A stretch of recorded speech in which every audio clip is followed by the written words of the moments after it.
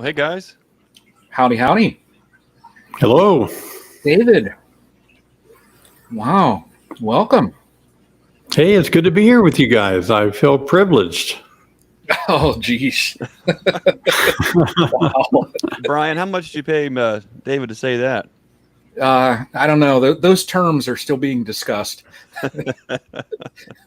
No, Brian actually emailed me a long time ago. And when I finally got around to checking my email, I thought, I think I'll write back. I need to respond to that. But it seemed like it was a long time ago. Yeah. No, that's awesome. I mean, it's great to have you on here. It's awesome. So one of the icons of the beekeeping YouTube world. I know.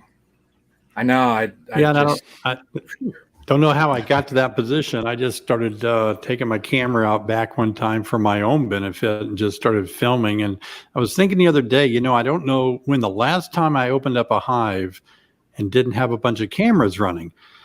And I thought, man, I need to do a hive inspection just by myself with no cameras. And I've never done that for a long time.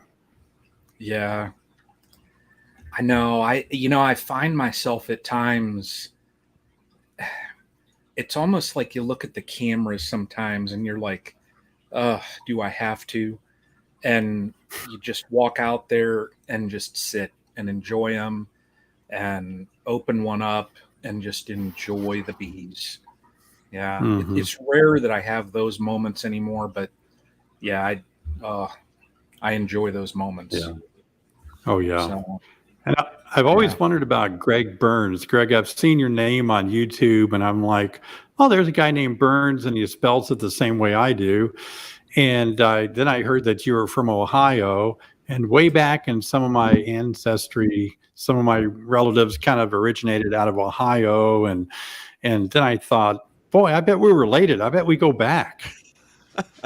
It's highly likely. Most folks with the name Burns, I mean, if you're Scotch Irish and you hail from the western parts of the Appalachians or the Rust Belt, there's a good chance you've got coal under your fingernails somewhere, or that's your family's heritage. So it's possible, when I first started hearing the name, someone said, so do you watch David Burns? And I said, David Burns? And I'm thinking, what's there, Ken Burns. And then of course I know myself, and then David Burns. And I looked up, and then sure enough, there was another beekeeper with the last name Burns. I'm thinking, hey, that's pretty cool. But it's also neat that we're kind of in the same Midwest area, which is interesting, because even though we share the same name and we are in the same pretty similar geographical location, I think the fun thing about me, you, David, Bruce, and Brian is we're probably all going to keep bees just a little bit differently, different scales, different contexts, different goals. But I think what's fun and what's important is we're all doing it for the love of these dang bugs in a box. So it's fun to have you on here, David, and get to learn a little bit more about who you are as a person, and also your beekeeping in Illinois. Yeah, great. Looking forward to it. Yeah. Bruce and Brian, what's new in your neck of the woods before we get going? Well, I went through my bees this weekend, several of them, both up in Ozark, Greg, where you came down and visited, and also in Newton, and actually peeked in on some of your queens that we put in there, and they're doing pretty well. But I did notice they're a little bit light, especially up in Ozark up there where we put those queens in. And so I've got to try and put some food out to them this weekend, hopefully, and get them built up. I guess there's a fall flow going here, but I guess in that particular spot, it's not real good right now. So I've got to get on that. And anyway, I did post that video, upload that video of your queen just a couple of days ago. Man, just so calm, just literally those bees were just working. And what I love about a calm hive like that, which I don't have a lot of those lately, I love just because you can actually hear them working. Like you can hear them walking around the frames. You can hear them just doing their thing without just trying to buzz you to death. And most of the time, my bees are fairly feisty. Now, actually, to be honest, most of my bees right now aren't bad at all. I guess it's because of the environment, whatever's going on environmentally. They haven't been bad. And so, but there's a different kind of calm with bees like that, where they're just doing their thing. minding their own business and not worried about you a bit. And I just love hearing the little noises they make, and they're walking over each other and just kind of communicating a little bit without, flying or, just you can hear them. It's just the sound that you can the smells and the sound that you get.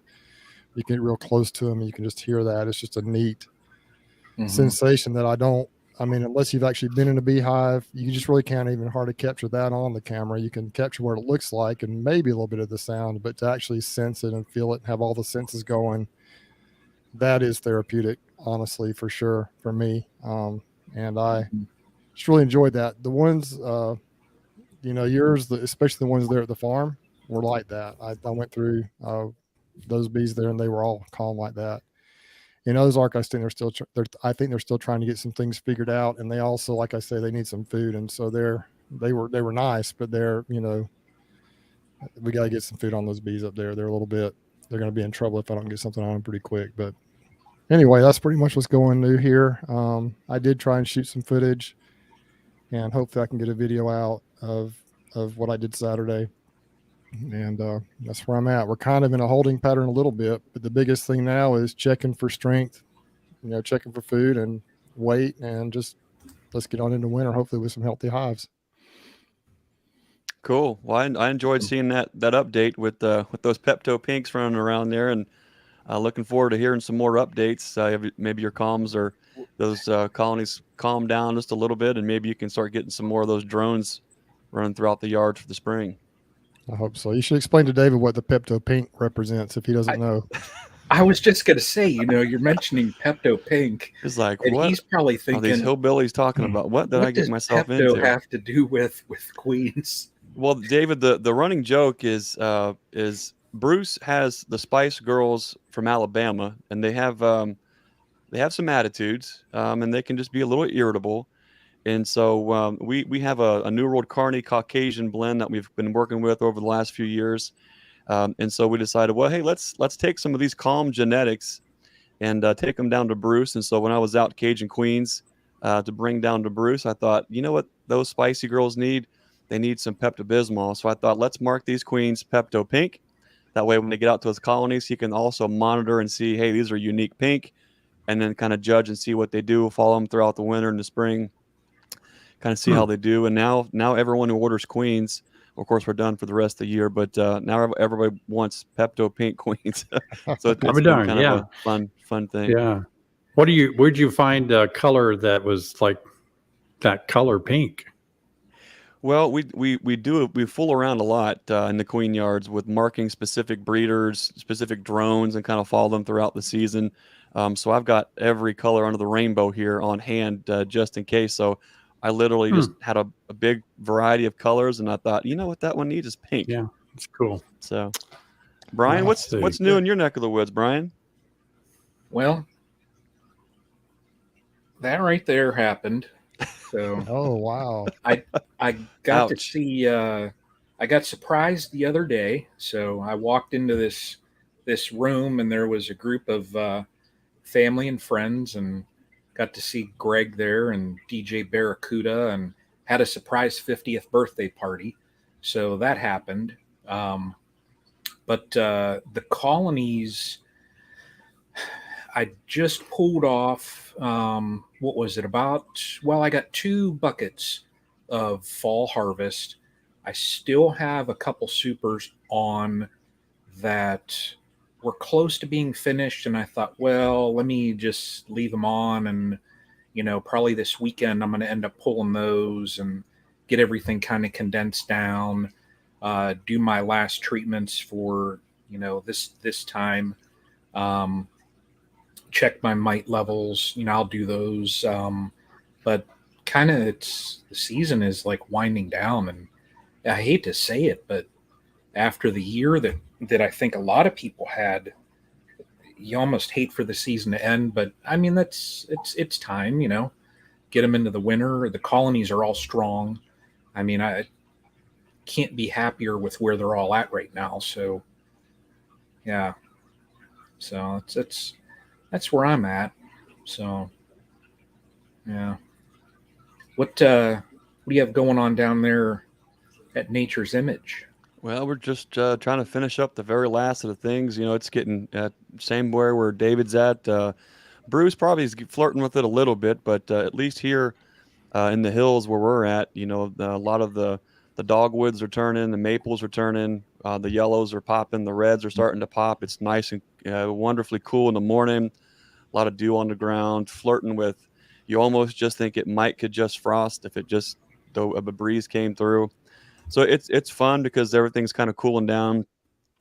In the bee yard, um, we're just about ready to. We're not quite done yet. We've got maybe another maybe 60 or 70 splits to make, and of course those are downsizing splits, getting things out of doubles and triples, getting them down into singles, and going through the queen yard and getting all the queens pulled for those, and kind of to go into the wintertime with some numbers. So that's the last of our big to do things right now. Everything has feed on top. You can see here those buckets on top. Everything has got a gallon bucket on there with Pro Sweet. They're just kind of filling out nice. Everything that doesn't have feed on it is just what we're kind of holding off to the side to just spin some fall goldenrod.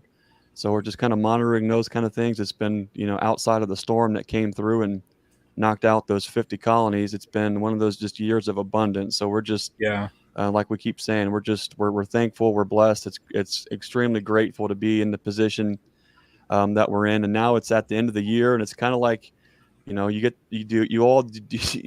worry about the things, you do all the things to try to get everything right. And then here you are at the very end of the year, and you're almost there just looking at it all and just trying to take that in and appreciate it. And then unfortunately can't take too much time doing that, because now we're, you know, planning for spring and in summer for splits and queens and nukes and things like that. So it feels good to be this late in the year and still semi have everything together. But that's kind of where we're at. I'd be interested to learn more about David on kind of what your season typically looks like throughout the year. Maybe run us through for folks who, if they don't know who David Burns is, David, maybe introduce us to who you are, what you do, and kind of where you're located. Let's get to know you a little bit. Yeah, thanks. Again, thanks for having me on. Hello, everybody. I started beekeeping a long time ago, actually in Ohio, and got into it just as a hobbyist. Didn't really know what I was doing back in the early 90s, but just kind of kept tinkering with it, you know, trying to figure it out, having fun with it. And so I've been doing it for quite a while, having fun and enjoying it. And our season here is pretty typical, I think, of the Midwest. We start off in the spring. I really can't do too much early on. We can always have some Alberta clippers roll through. Things kind of get cold for us. We can get warm in February and think, okay, it's going to be an early spring. We always get excited. You know, the bees are flying and starting to do a little bit of something. And then we just get hit hard in March, and even in April, we can get some pretty strong setbacks. But generally, we get maple trees, you know, showing a little bit of stuff first. We get into dandelions. We get into a lot of the flowering trees that can happen pretty early in the spring, you know. And then we have a pretty good run on black locusts. Always enjoy a week or two of that. Then we just kind of transition right into all the summer things, which for me really is just clover. That's pretty much what my bees do all summer here where I'm at, is Dutch clover, yard clover. And then that can last me through July into August sometimes. This year it didn't. It kind of dried up pretty early because we didn't have a lot of rain. And then goldenrod is kind of one of those things that pops up right before we get into cold weather and the first hard frost. So I think that's pretty typical for Midwest. Yeah. How many colonies do you keep at your place? Oh, I actually have 20 colonies, around 20 that I keep here. And that's just simply for education and beekeeping videos that I do. So these bees that I have here, you know, I'm in them quite often making videos, and that's all they're for. These 20 used to be also for, I'm actually in our training center now, where we used to have classes And so the 20 colonies here were really scattered around our training center when we offered on-site courses. But 2020 wiped that out, COVID. And so that's all my bees now here on this property have become just studio bees. They're just movie stars is all they are. Oh, wow. Yeah, it's interesting about when people ask, how many colonies do you have? I've always been kind of interested in how people view that. There are some people that attach their ego to the number of colonies that they have and just, how good of a beekeeper they are. If they have, 100, 500, 1,500, 15,000, but one of the things, the most I think I've had on this property, which is just shy under 5 acres, the most I've had here and I've actually worked has been right around 100 colonies. And that's really kind of crowding the area. But what I've learned as I've gone into beekeeping more and more is I love this. I'm excited actually about collaborating with other beekeepers. And so instead of trying to be the Lone Ranger, do it on myself, which I did for years. I mean, there was a long time that I was raising my family. My kids were all helping me in do everything beekeeping, including raising queens. At one point, we were really working hard to raise about 100 queens a week, about 23 weeks a year. And I mean, we were just going crazy doing that. And we were selling them to onesies and twosies and, that involves a lot of work when you're selling it to a single beekeeper because of just the logistics of doing that and shipping and everything. And then I found someone that could help me, and they had a yard, and I said, why don't you raise queens? In fact, the first person to help me was my son-in-law. So he started a bunch of colonies, and he was raising queens for me to help me meet that number. And then I just started collaborating with more and more beekeepers that were willing to raise queens. And so, I don't make as much profit when I have to pay them for their work, but it's worth it. It's worth collaborating. I don't want to hog the ball. Used to do all my nukes. I'd raise all my nucleuses myself, began collaborating with other beekeepers that, would help me in the area here as well. So I'm excited about collaborating with other beekeepers. That way I don't have to maintain every single colony and work my fingers to the bone. Because, as you get older, you want to find ways not to have to be out in the hot sun all day long. At least I do anyway. Yeah. So I really think it's exciting to collaborate. I think YouTube like this, us all getting together, getting along, not being competitive. I think competitive really does squash a lot of creativity and ingenuity. I think if we're competitive and isolate ourselves and try to be the top dog and all, we're just hurting ourselves. But when we can collaborate and be united on fronts, I think we can really do some good stuff. Yeah, definitely. Greg, what's the saying that you have? Just fits right in with what he just said. Well, I think there's a lot. I like what he's talking about and what he's saying, because there's, the bees are for us at least. Bees are the conduit to people, and for us, that's the great reward, is working with people, being a part, collaborating, like David was talking about. To me, that's where, in doing all of those things, joy and happiness is the consequence of beekeeping and collaborating and working with each other, rather than trying to find the things, starting, some folks are trying to start a nuke business or a queen business, or they want to sell package, or they want to sell honey, or they want to start a YouTube channel. And they're trying to chase all these things to acquire joy and happiness. It's a good reminder what David said there. He's, collaborating, branching out, getting other folks involved, like we've all heard and say before, maybe in different mantras or ways of saying it. There's plenty of room at the table for everybody, and I think that is the fun thing. Is I've learned so much. What David was talking about is when you shed your ego and you shed pride, and you're just focused on your path and helping folks, so many things happen. So many opportunities pop out. Here we are sitting on a stream team, 4 completely different individuals beekeepers, the whole nine yards, if we were all just stuck and staying in our own lane, blinders on, and not open to engage other folks, I can say, my life has definitely been enriched. And there's things I'm going to learn from David tonight. There's things I'm going to learn from watching his videos in the future. Just as the same with Bruce and Brian, I'm going to learn so much from you guys over the course of time too. And I think that's the fun part, is just bees, like I said, are just the conduit to the people there. So I'm with you.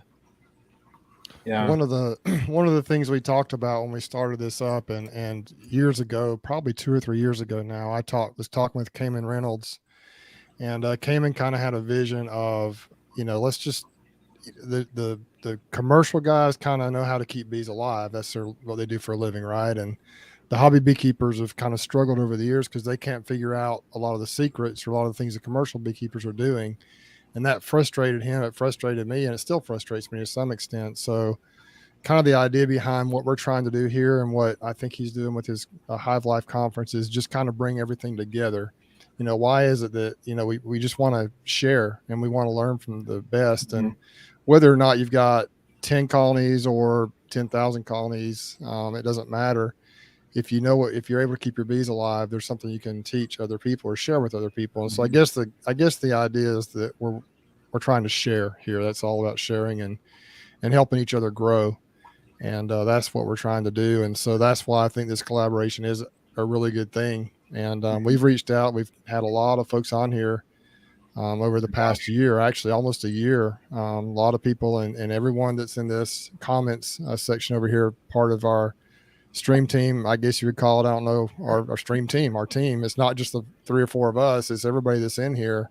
Yeah. We're all just kind of growing together. The comments that happen, the questions that occur over here in the comment section, we've all learned from that. We've been able to share a lot of ideas. And so that's kind of what we're trying to do. Exactly what you said, David. We're trying to collaborate, and we're all trying to improve and get better together. And it's been a lot of fun the past few months. Yeah, I like what Greg said about how the bees show us and teach us, and I try to get into that a little bit with my YouTube channel.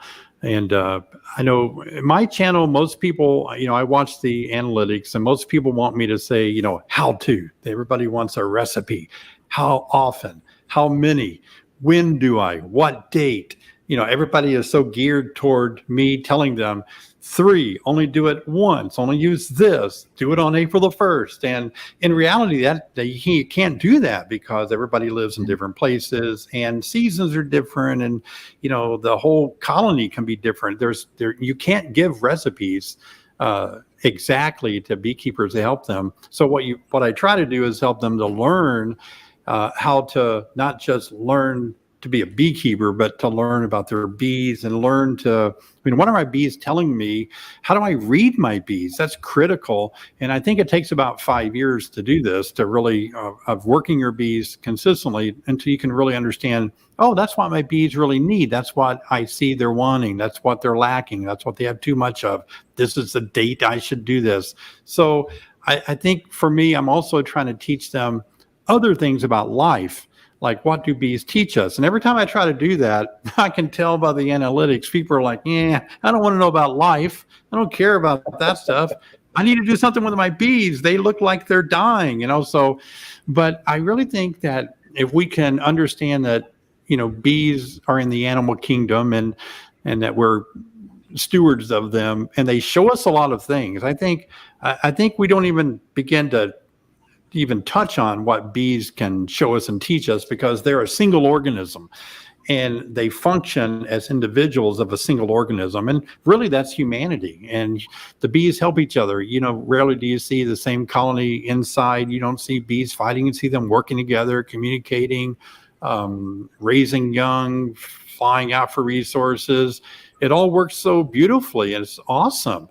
And humanity, I believe, is that same single organism, that if we can learn that we need each other. And boy, I get a real kick out of helping people, out of being nice and kind and polite to people, and going out of my way to kind of lock arms with other people, even people I don't know that well.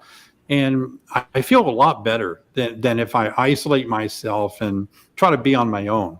if a bee breaks out on their own and, I'm leaving you guys, I'm going to leave this colony, I'm going to just do it myself now. They won't live long at all, actually. They can't do that. They'll be back trying to get into a hive somewhere and might get killed trying. So I really think that if we can show that in our YouTube videos, if we can let people know that bees are teaching us so much. I mean, gosh, don't you think bees were almost showing us about COVID-19? I mean, the virus, depending on what you believe about that, bees got a virus. They have many viruses and that they contracted and they get now, and it starts to hurt the whole colony.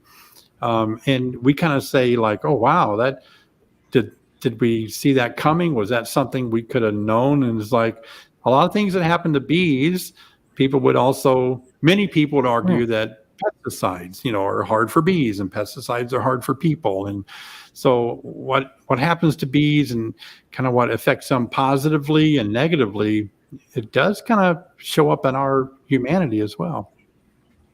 That's a good point there. Another what you were talking about there is, helping folks out, kind of seeing them on, being a mentor, helping them kind of on their path is, there are definitely folks who they just want a prescription beekeeping.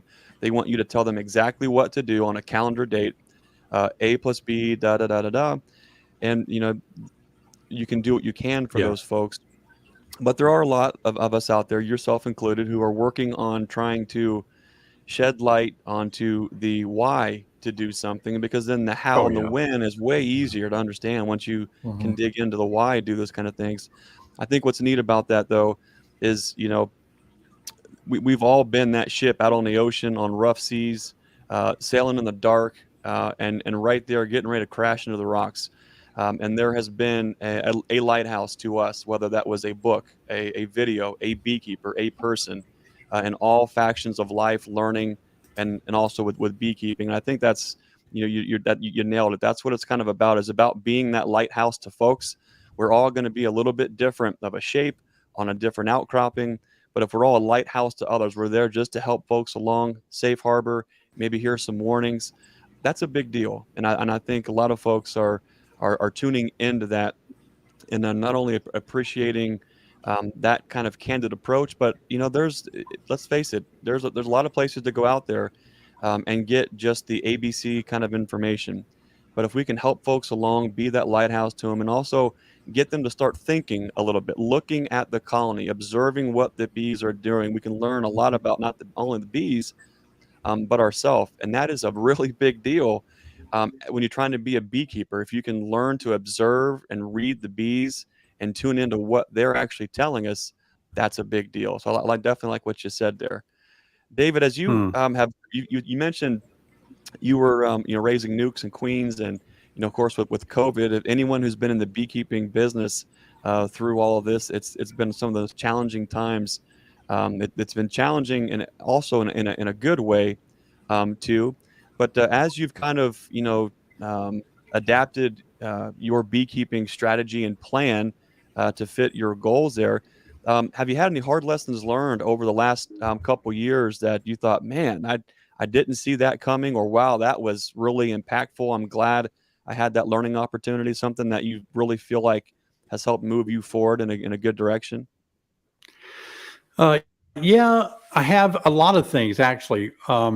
My wife is a huge blessing, a help to me in our business. When we first started our bee business, we were manufacturing beekeeping equipment and raising queens and nukes and selling packages and everything. And it was just me and a couple of my sons. And to be honest with you, when we first started, we didn't know what we were doing, right? It was like no idea.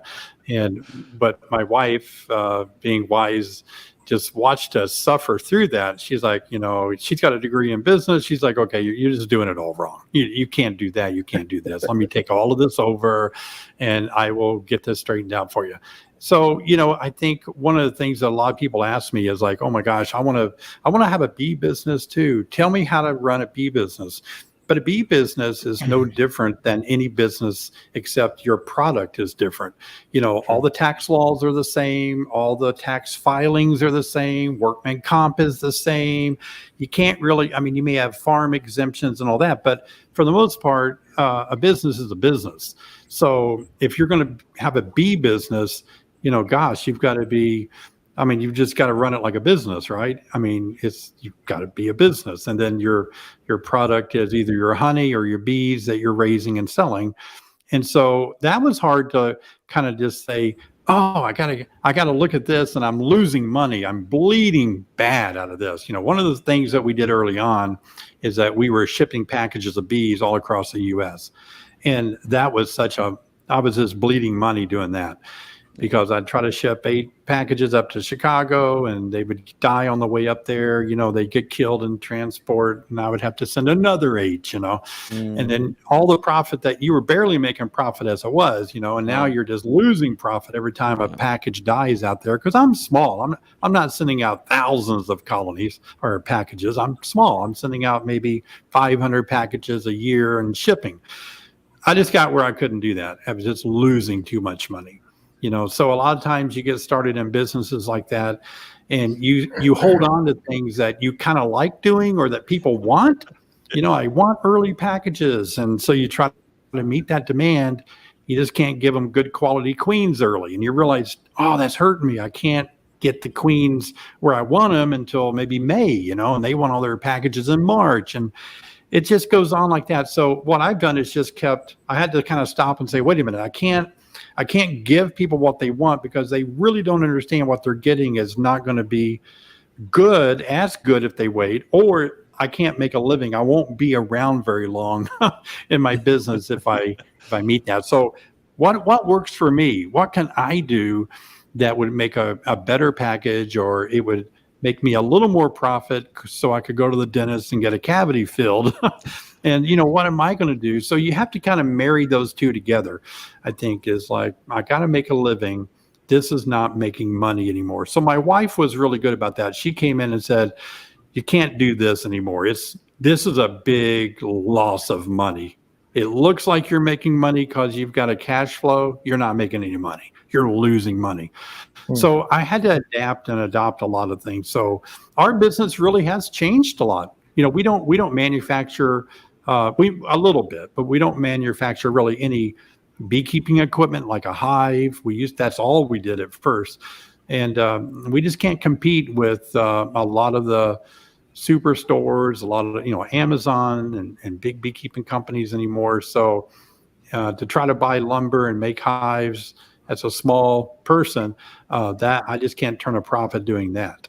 And it's too much work. So those are some of the things that we've tried to do, but mainly our focus has shifted toward trying to push less products and trying to spend our time educating through our online courses and mentorship programs. And there are plenty of people out there selling the products. Let them make the profits on that. And I'll do what I'm good at, and that's helping people learn beekeeping. That's great there. That's a lot of folks who are contemplating getting into a bee business, or they're flirting with the idea. I think for a lot of us who have been self-employed for decades and decades, some of these things they resonate. They make sense. This is how we fed the family and kept the lights on.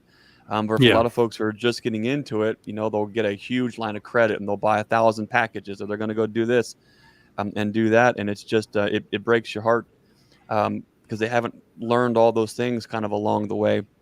But from what I'm hearing, it sounds like, David, is you've gotten mindful and observant of that low-hanging fruit to go after the things that resonate with you, that make sense, it is financially. We hear a lot about sustainable beekeeping, and that I think that word gets kind of misused an awful lot when you're trying to have a sustainable apiary.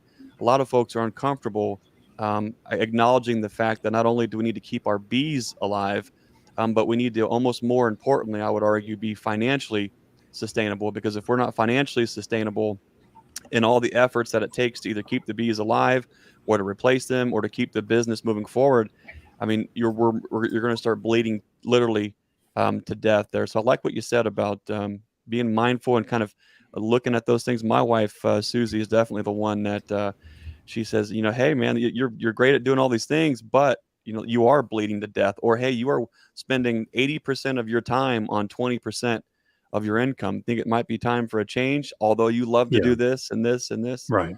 So it's that's a good mindset to have. What do you enjoy the most with your current business plan? What do you enjoy the absolute most? What do you find is the consequence of what you do is joy and happiness? Oh yeah, definitely.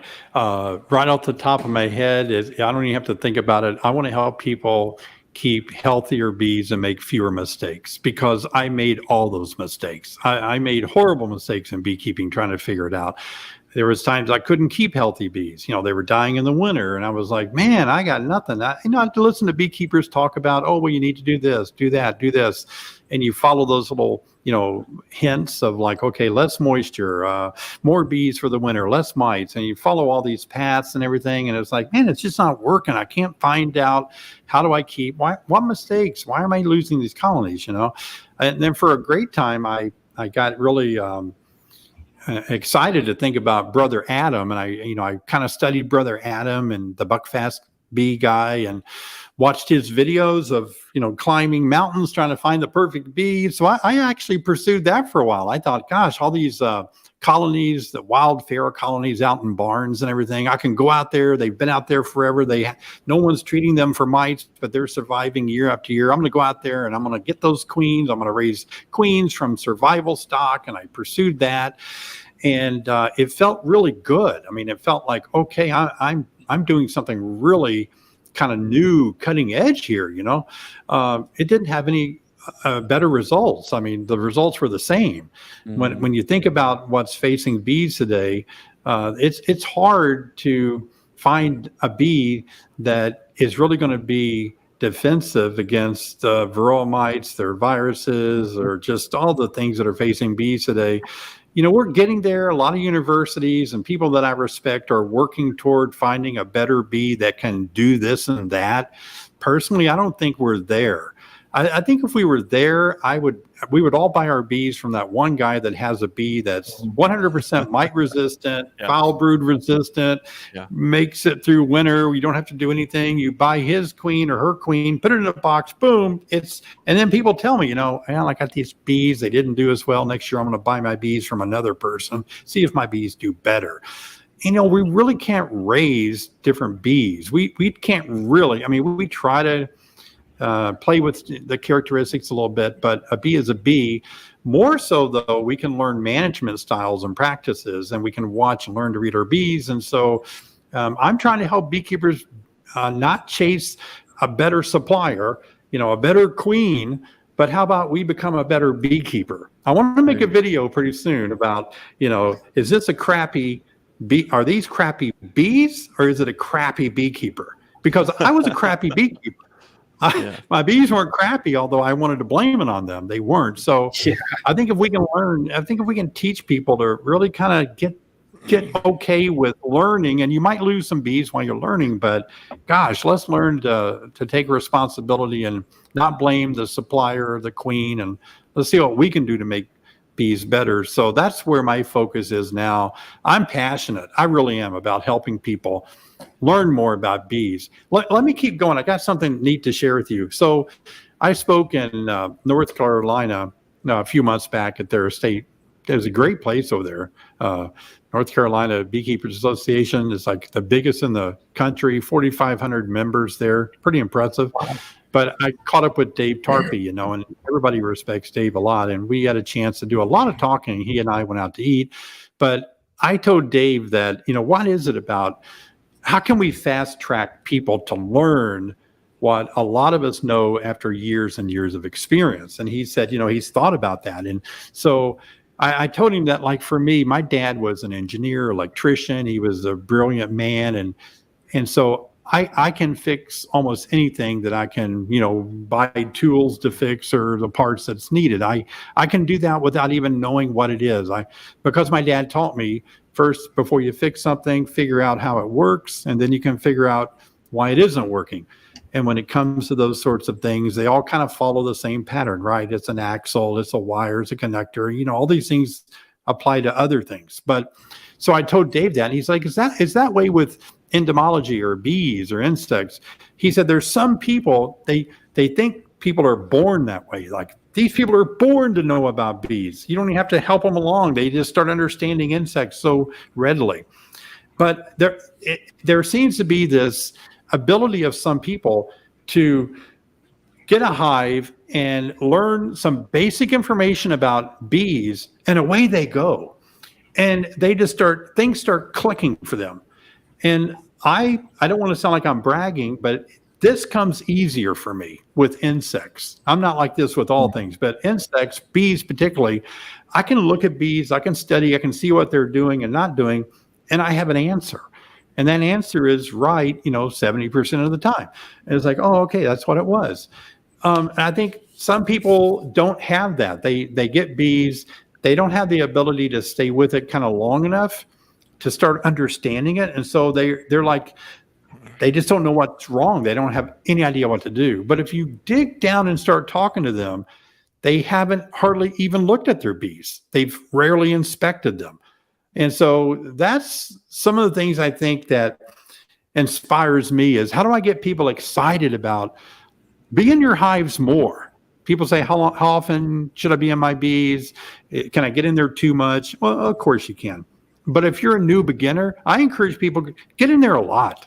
Get in there, get a 5-frame nucleus set up and play with that a lot, because I want you to learn. I want you to watch bees. I want you to kind of get the feel for them, How are you ever going to learn to ride a horse unless you get on it and try it? So get in those bees often and learn and watch them and figure out what that supersedure cell is all about. Why are they wanting to swarm? And I think we're all kind of born with the same abilities. The difference why some people know 70% of what's going on and some only know 30%, it's just probably their time in the hive, their involvement with bees, their excitement to learn more and pour their life into it. But if you get bees and you're not all that interested in them, after 5 years, you won't really know much more. So that's my heart and passion. Man, how can I help people make fewer mistakes and keep healthier bees? I'm doing that hopefully with education on my mentorship program, with YouTube, and my online courses. That's where I'm pouring my heart into. Awesome. David, I think you made a great point, David, in that you said that you've developed that skill, or you have that skill, but it's the time in the hive that helps you develop that skill. And all this, everything we do, every skill we have is a learned skill. Some people naturally do have an ability to figure things out quicker, possibly. But, you can't become an expert until you get into something and you experience it and you work with it. And so many people, they'll buy, they'll get into the bees and they'll buy one colony. That one colony dies the first year and they just give up and quit because I'm not good at this. Well, I mean, there's a good chance you'll lose some bees here or there. If that one colony happens to be one that, even if the beekeeper did something wrong and the colony died because of that,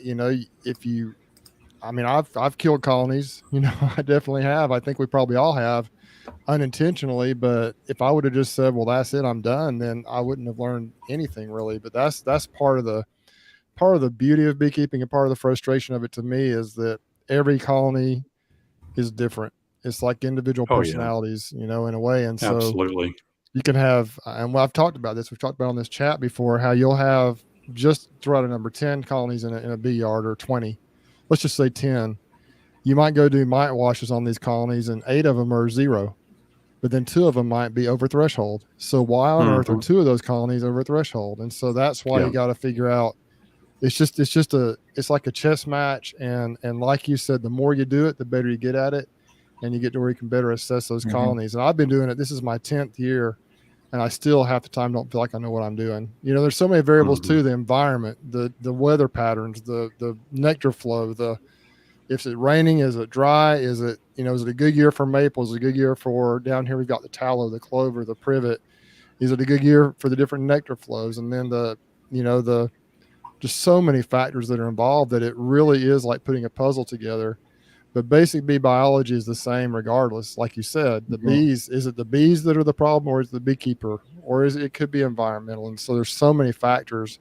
But as you develop that skill, you can kind of hone it down to where you can recognize different things going on and be able to get ahead of the curve a little bit and be able to fix the problem more often than not.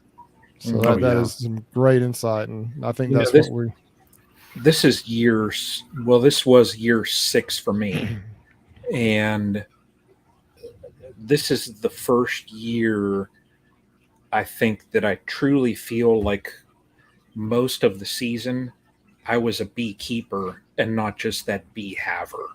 You know, I've learned not enough, but I've learned that little bit where this year was somewhat successful for me, But one thing I did, David, learn when I went to your long lost relative's place, last time I was down at his place, we went through and Greg had a nasty storm come through his place and just wreaked havoc with a lot of his apiary.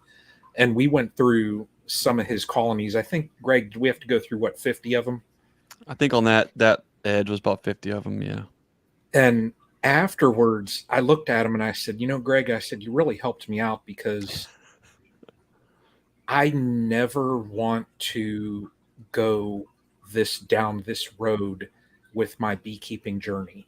I'm fine keeping my 10 colonies because I can walk out there and truly just enjoy it. If I want to open up one colony and just spend time and enjoy that colony and learn the behaviors, learn the bees, I can do that.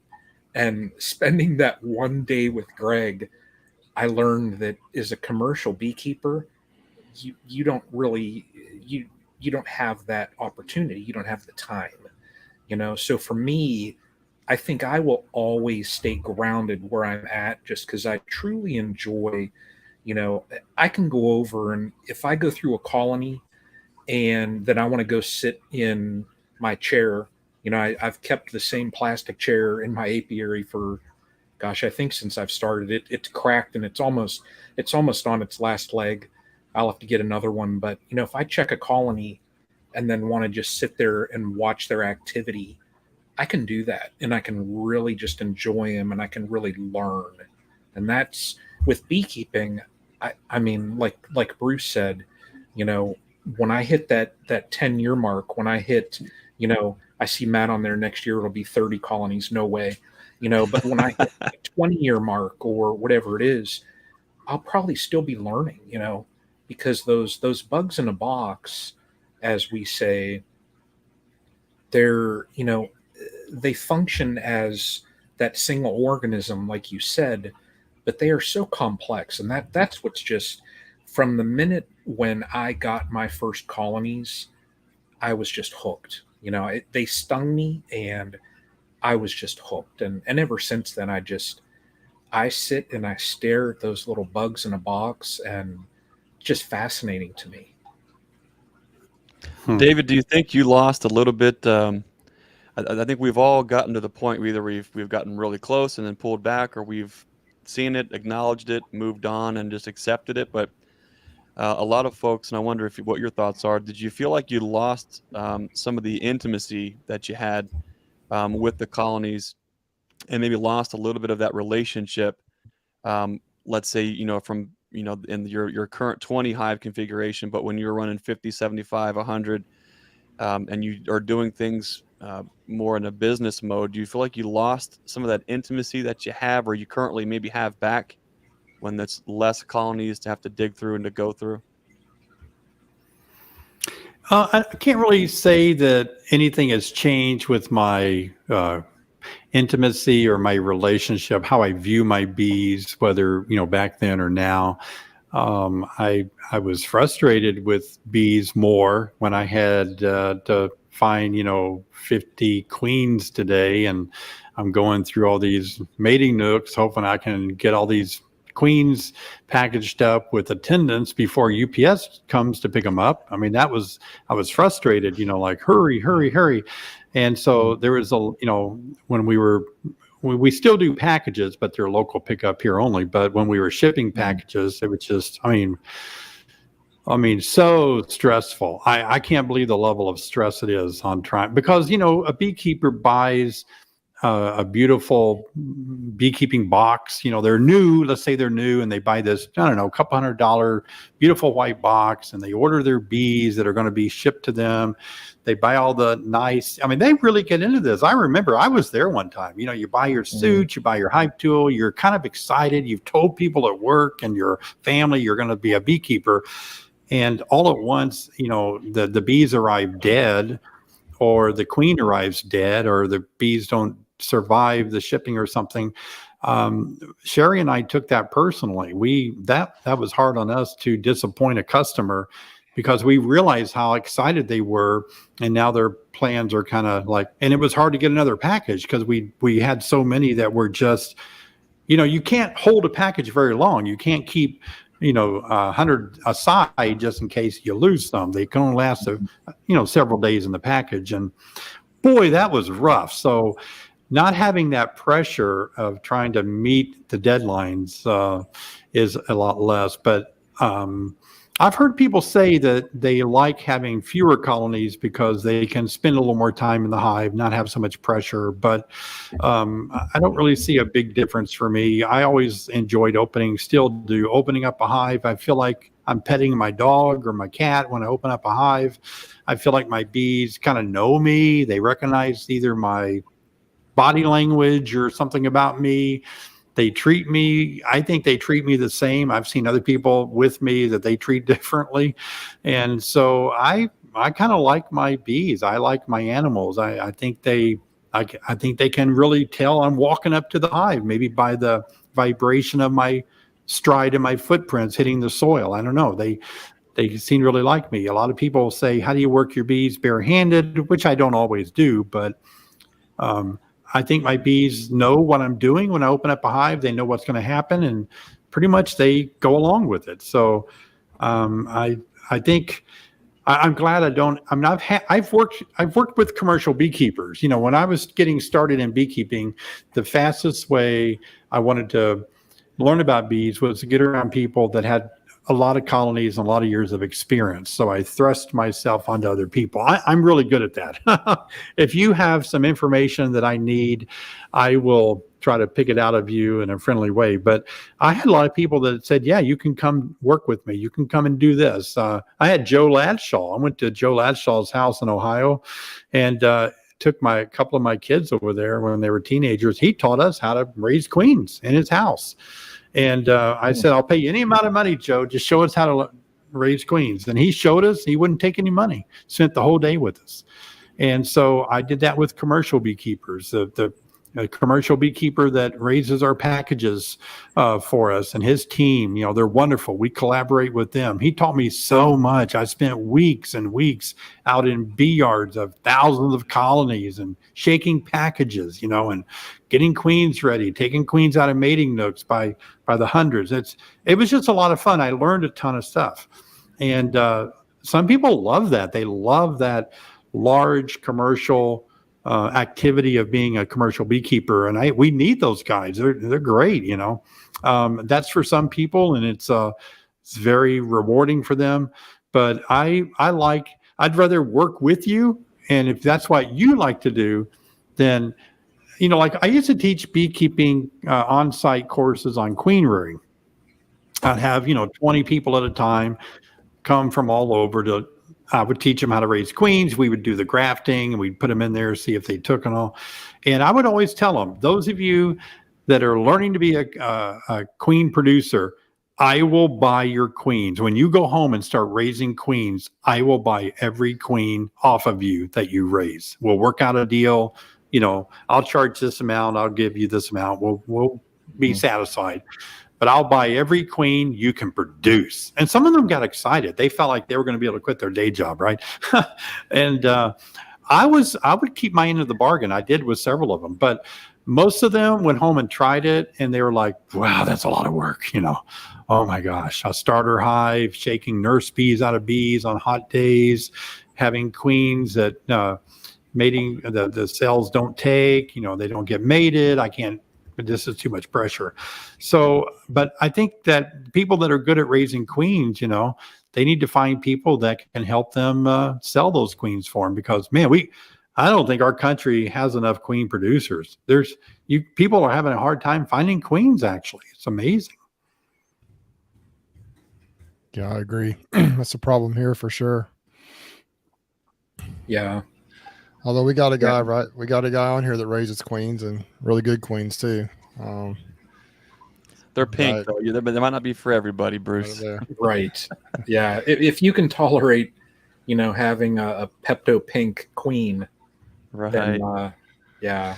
I can say, as far as the bees and working them, that one up there, I'm lucky in that it's a just over 2-hour drive, and all of my colonies that come from the genetics that he has, I love working them.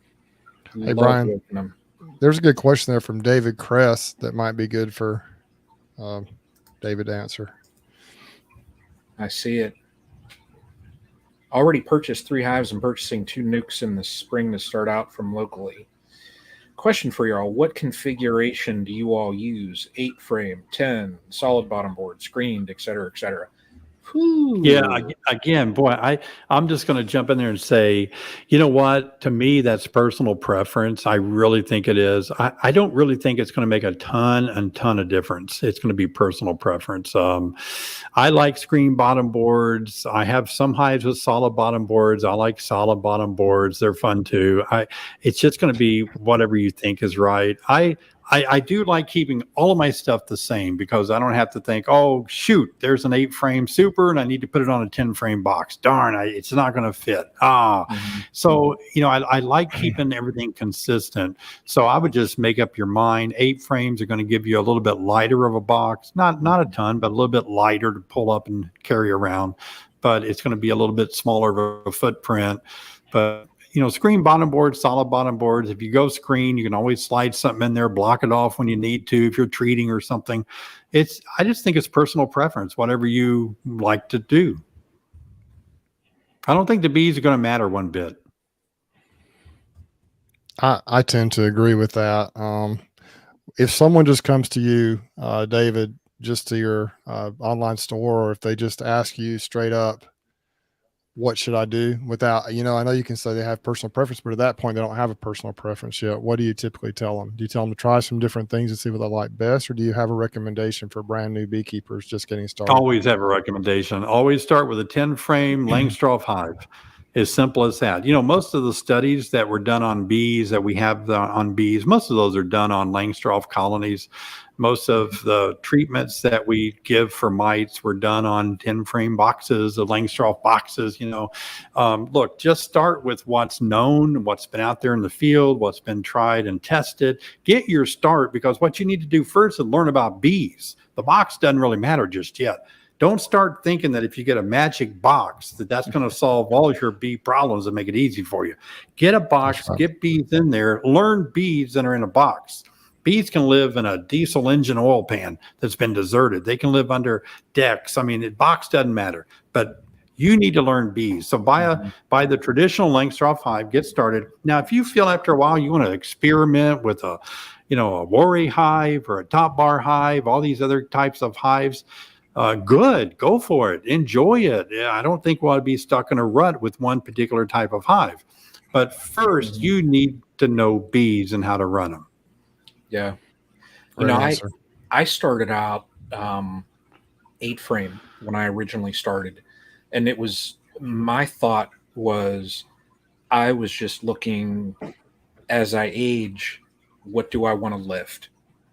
So that's why. Were you pointing towards Bruce? Were you pointing towards Bruce when you said age?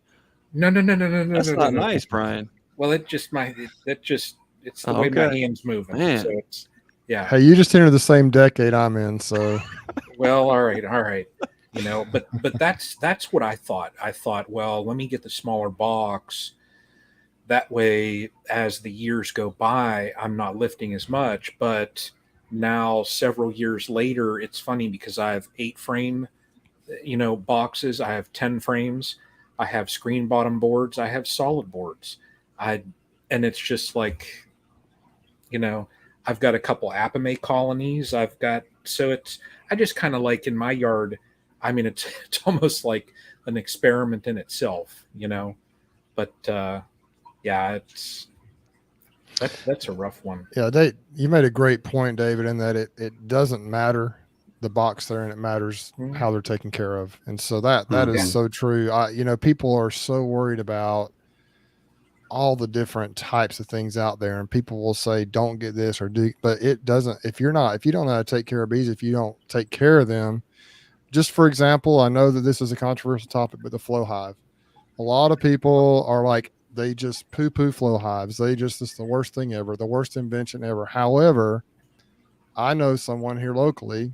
They've got some money. They're well off, and they love the flow hive. They got into bees. They bought a flow hive, and they had the money to spend, and they love it. They take care of their bees. They bought a couple of nukes for me. One was a flow hive, and I recommend an apame. They also got that, but they prefer the flow hive because it's so easy to harvest from. But as far as taking care of the bees, they treat for mites, they check the bees, they do everything the right way. But that's the misnomer, I think, on those. Is the misconception is that you can just stick the bees in the box and harvest honey, which that's never the result. You've got to take care of them. So any box you put them in, anything you house them in, really, if you just stick them in a log, they'll grow and they'll do okay.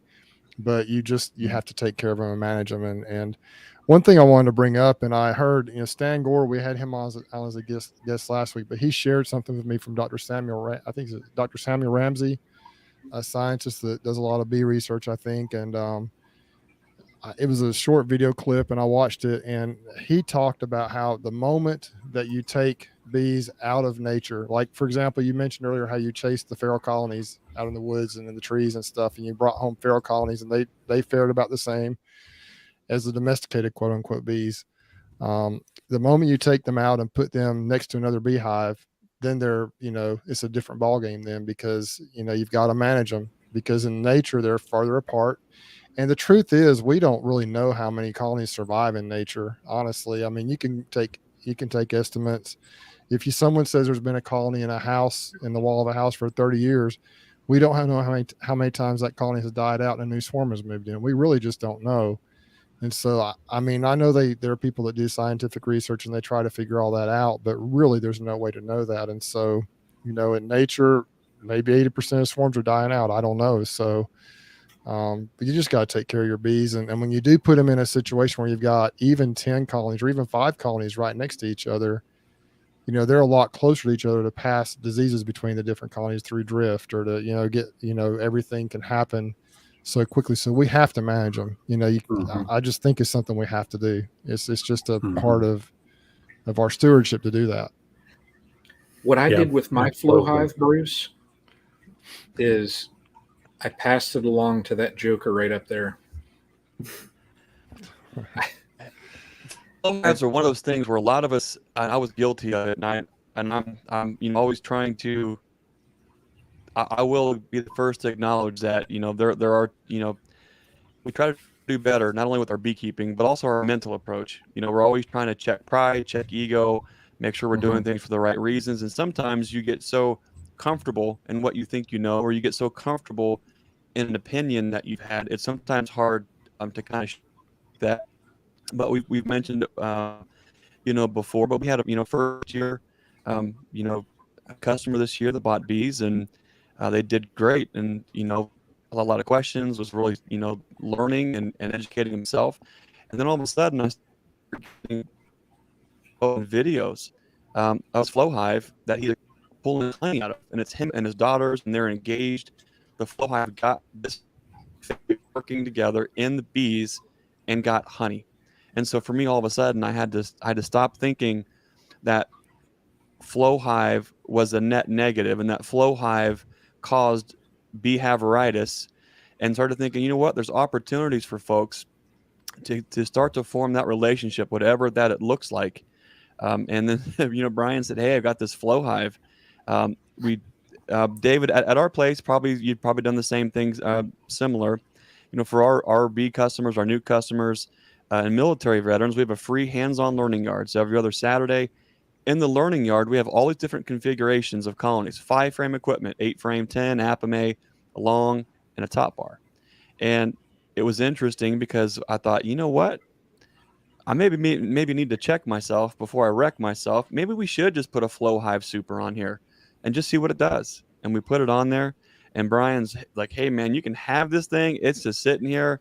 I don't like it. The bees don't like it. See what it does." And I kid you not, that thing is stuffed full of honey right now. And Brian, we might even have you bring your key and your tubes, and we might even pull honey at this Saturday's learning yard out of it. There's just so many things, you get comfortable. You can sometimes get lost in your own thoughts there. But I like what you guys said about, standardized equipment. When you have someone who's new and getting into it, you also have to kind of know that person too. There's folks on here, Roy Adams Outdoor. Some folks from the very beginning are obsessed, and they want to do nothing but make bees and splits and push the envelope right away. There are some folks who are a little bit more timid, and they want to know, okay, what configuration can I put them on? Think we can just kind of cruise along through the season and do this and do that. There's opportunities, I think, for everybody. But if you start off at least with 10-frame equipment, you're going to have some universal sized equipment that you can either sell easily down the road. But if you can learn the basics, learn the ropes, hey, now if you want to start tinkering and see what an 8-frame or a 5-frame does, or all these kind of things, you can kind of streamline your education at first just to get comfortable. Because at first you don't know what you're looking at, you have no idea. So I like what you guys said there, but I think it's important also, not just with what equipment that we keep, but also the type of beekeeping. It's a lot of folks, especially it seems like it's becoming more and more of a thing, but folks are looking for things to identify with as a person, something unique, something that they can cling on to, that they maybe identify with. Beekeeping is growing tremendously, and that is definitely something that a lot of folks do. And the second that they put on the armor that I'm a treatment-free beekeeper, or I'm an 8-frame beekeeper, or I am a log hive beekeeper, sometimes it's hard to shed that or entertain other ideas. But I think if a lot of folks I think at least from the conversation so far, man, there's so many different ways to keep bees. There's so many different types of equipment, approaches, methods, ways to do all that. If you get too hemmed up on only doing something a certain way, I think you're going to find that you're going to lose out on the collaborations. You're going to lose out on the relationships. You're going to lose out on really learning from the bees. And I think we could all, no matter what we go with that, we're all here for some reason for these dang bugs in a box. David, what is it for you? What is it about these dang bugs in a box? Keep bringing you back all the time. I think mostly it's a challenge. I always enjoy a challenge, and I like a process and a progress of learning, of understanding. I've always been a learner. Even I was growing up in the 60s, back before the internet, 3-channel black and white TV, and a big row of red and white encyclopedias that's all I had really to go through and look up something. I'm trying to find out stuff about space and everything on my encyclopedia, and the encyclopedias they're outdated. Mom and dad haven't bought any new ones. These are like 6 years old, and it's like, that's frustrating. It's like, wow, there's nothing here to help me. So I was always a big learner growing up. I'm just a crazy learner. I mean, my brother and I, we had wired up our room back in the 60s where we could push a button from our bed, open our curtains up. We were doing all kind of crazy things, shortwave radio when we were kids, electricity. I mean, we had a lathe. I had an oscilloscope in my bedroom before I turned 10 years old, so I was just wanting information, and that stuff kind of is available and is sort of easy for me. Bees, boy, I tell you what, that's challenging and it's not easy. And I like that, because just when I think I got my bees figured out, when they're going to swarm, I think they're going to swarm in the month of May. Well, here they go swarming in August. Well, why do they swarm in August for? I got to figure that out. So it's just this learning thing about a living creature that really inspires me to want to know more. And boy, when you drill down into the honeybee and not only their behavior, but how they're made, I mean, you can just be blown away by the intricacies of the bees, and how the queen mates, and drones, and who feeds who, and how they interact, and that just intrigues me. I just never stop thinking about wanting to learn more, wanting to know more, and it's not to achieve something. I have worked toward achieving things and successfully achieved things, but when I did, I hate that the process and the progress was over and I got my trophy or got my award or whatever. But then I was like, oh, shoot, now what am I going to do? Well, I've learned in life that it's not trying to get there and say, look, I made it, but it's that process of learning. It's a process of like, this is fun. This is enjoyable. I want to know more. And just when you feel like I know more, you realize, man, I don't know anything. Then I have more ability to learn more and apply that to my own life. And, I use bees a lot when I was raising my younger children, and when they were helping with bees, I would always relate them to bees, when they were having an issue or they were mad about something or they were having trouble. It's like, look, let's look at the bees. Things don't always go well for bees, but what do? They get up the next day, they hit the skies. They go out and they get the nectar. They things aren't going good in the brood nest area. The foragers are still bringing in stuff because the foragers are hopeful. They have hope that they're going to figure it out in the brood nest area, right? The people are going to the bees are going to figure out, we need a new queen. Well, foragers are still going to go out daily and do their job. So sometimes you just got to get up, cowboy up, go through the pain of something not working really good, and it'll work out if you just hang in there and do it. One of the things my dad taught me that I passed down to my children is nothing is impossible. You set your mind on something, you can achieve it. And I get some pushback. People say, well, that's because you're young, you're healthy, you got money. No, that's really not it. Some of the poorest people, some of the people fighting the worst health concerns can still cowboy up and get some stuff done. They can pull up a little bit higher and move forward. We don't always have to give up, give in, and be pushed back. And if you get to a place where you can't do it because of finances or your health or something, guess what? Collaborate with somebody that does have a stronger back, does have some money that they'll help you with. You can collaborate, maybe you can raise queens, they'll buy some off of you. It's amazing when we can start working together and each of us can work out what's stopping us with somebody else, that we can allow them to help us achieve our dreams and we help them achieve their dreams. It's amazing. I love it. It's exciting for me. Yeah. That's right. That's what we're trying to do with this whole Stream Team live chat, I think, is just help everybody get better and grow together. Everyone. That's right. Connect everyone. That's exactly right. Yeah. Yeah. Question here. How is the tube hive doing with the circle frame? You know what? That I've been making videos out there on that thing. It's really doing quite well. It's full of small hive beetle. Oh man, it has more small hive beetle than I've ever had on the property. And I've got no way to trap them because I don't have any circle hives or any circle traps, but I just go in there and smash the daylights out of them, I'll spend the first 15 minutes, but nothing's been slimed. I don't see any small hive beetle larvae or anything, but it is really expanded rapidly. My wife said it's a goner. She said in winter, I think it's going to be wiped out in winter. What are you going to do? Because it's horizontal, and it's harder for bees, I think, to move sideways in the wintertime than up and down like they would in a tree. But I'm going to raise them up. I'm going to play with it. But they have good laying queen. They're very gentle colony to work, and they're just packed full of honey and good brood. And I don't like it at all to work it because those circle frames, they don't stay within they didn't color in the lines. They colored outside the lines. So I'm trying to pull frames up and I'm tearing stuff. They glue stuff to the sidewalls. It's a mess. It really is to try to work. The last video, I worked it a little bit, pulled 3 or 4 frames out, and it was fun. But It's an interesting thing, and it's kind of what Greg was saying. Experiment with some different stuff, see what you think about it, and who knows, if you don't try something, you may miss out. It may be the best thing you ever tried, and gosh, this may be the answer to everything. But then if you don't try it, you won't know that.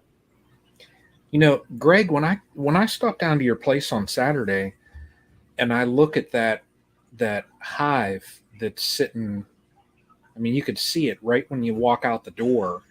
And it has someone's name on it. I think it's called Susie's Top Bar Hive. Mm-hmm. Mm-hmm. I mean, if you didn't try putting bees in that top bar hive, how you wouldn't have known that colony would have done as great as what it has this year. This year has been, I'd like to say, the bees are the greatest humbler that I've ever known, because as soon as you get too comfortable, or that horse you're on, those legs get too tall, that's a mighty fall, or mighty high, big drop to the ground there. That top bar hive, I still can't believe. David, the running joke is my dad had his top bar hive. He couldn't keep bees in it well. He gave it to me. I couldn't keep bees in it well. It just kind of sat out there, and any Scotch Irishman knows, things that look dangerous or scary might also be a great place just to store certain things like hand sanitizer or quart jars of anything. And so it just kind of sat as a decoration for a long time. Well, this year we took it over to the new farm, and it's sitting out. We have an old bank barn built in 1901, and out in front is the old the cooling, the milk house part, and right up against it is an old top bar hive. And so the joke, it was just going to be a lawn ornament. You pull into the shop, you see it, it's cool. Well, we threw a package at it just to see what would happen. And my wife she knows how much aggravation that this thing has been, how much money and bees and attempts and effort we've thrown at it. And I'm sure, like your wife, David, too, she'll find a nice way just to remind me and say, hey, this, all these different. Anyways, well, she wasn't looking. We threw a package on it. We took a video. And then I figured if I name it, if I color the hive and actually name it Susie's Top Bar Hive, then maybe she'll be proud of it. So that dang thing is, Brian, we'll have to see what it is on Saturday. I think that thing is it's actually going to be a problem now, because when you pop open the door and look at the observation window, they just have that wonderful ability to just wax and draw comb clear against everything and anything. And if I even want to think about pulling a frame out, I got to get in there and I got to cut some wax and I got to do this and all the things that I complained about, but they've just done so well in there. And I think they're up there probably 18 racks or whatever you call inside of there. There's Susie right there. Brian's a troublemaker. Now, Brian, I can't even, typically when I get done with these things, I'll go back in there. Maybe I'll get a little bowl of sugar-free ice cream or something and sit down, and she'll ask me, how's the chat? How'd you guys do? Well, now she's listening. You just got me in trouble, Brian. So now we're going to have to go through that hive on Saturday. Well, I think she got back at me a little bit over the weekend, though. So that's right. Brian had a very special 50-year-old surprise birthday party, and Susie loaded you up with some very nice, let's just say you can grow into them. Yeah. So, yeah, this weekend we've been promising people for it's been 2 or 3 weeks now that we were going to check that hive out. So, yeah, maybe we'll talk her into doing it. Maybe we'll see if she'll want to get in there. We only have a couple more learning yards left. It's getting, as David knows, in Illinois too, where we're at, it's getting cold. And so, like today, I think it didn't get hardly past about 55 degrees today. So we're quickly running out of time. It's time to start thinking about getting things. When we've been thinking about winter since July, but it's now it's like we're looking at it. We can see winter coming through the tunnel. It's time to start to button things up. So we'll have the learning yard this Saturday, and then there's some fun things that we'll announce here later on that are happening. That's going to be taking up some of our time the rest of the month. The next learning yard, maybe the last for the year, will kind of just be in November. Just one last get together, check in. Where are you guys at? What do you need? Let's figure this out. Kind of a thing. But Brian, do you have any more questions, or Bruce, do you guys have any questions for David while we've got his attention here?